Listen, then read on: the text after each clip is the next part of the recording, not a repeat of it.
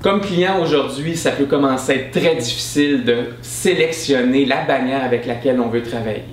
Tout le monde tire la couverture de son côté en disant qu'ils sont meilleurs que d'autres. Évidemment, tout le monde veut les mêmes parts de marché. Le principe, pour moi, c'est que la spécialisation est très importante. Une agence ne peut pas tout couvrir, être partout en même temps et tout ouvert. Par exemple, chez McGill Immobilier, on est spécialisé dans la vente et mise en marché de condos neufs. C'est une spécialisation.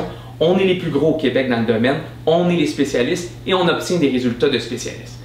De la même façon, Engel & Volkers est spécialisé dans les propriétés de prestige avec un très fort réseau international.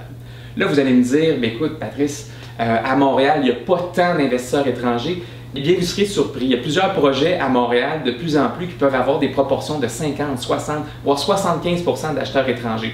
Ce n'est pas encore la norme, mais ce nombre va augmenter avec le temps, surtout si des agences internationales s'implantent au Québec et vont promouvoir au fond, sur la base internationale, l'immobilier québécois. Engel & Volkers est la seule agence internationale qui n'est pas d'origine américaine.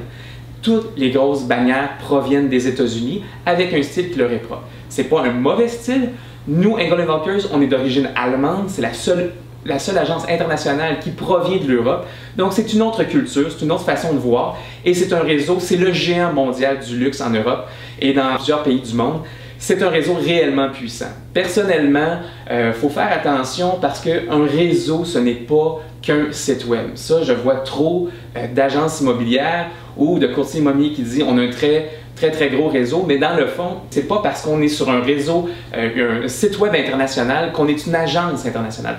Un réseau, c'est avoir des liens avec les banques, avec les départements d'immigration des différents pays, les corps diplomatiques et tout ça. C'est les gros investisseurs où se situe l'argent au niveau international. Engel & Volkers est présent dans toutes les villes majeures et on a ces contacts-là avec les firmes comptables, les firmes d'avocats, partout sur la planète. C'est ça un réseau. Un réseau, c'est pas être associés ensemble à travers un site web. Ça, c'est du vent. Oui, on a un site web qui nous interrelie, mais il y a vraiment une collaboration. On se rencontre, on voyage. Il y a des échanges entre les courtiers. C'est comme de dire si toutes les agences étaient égales parce qu'on est sur le réseau MLS. Non, le réseau MLS, c'est un réseau local qui présente les propriétés, mais les agences ont des forces différentes.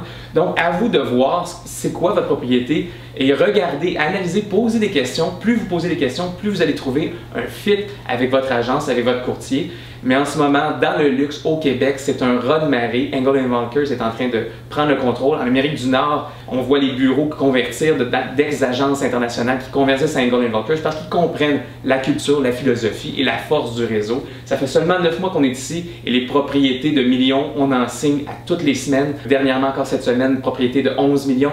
On est rendu déjà en prise de contrôle des propriétés de prestige car notre réseau est réel et on peut réellement vendre ce type de propriété à l'étranger.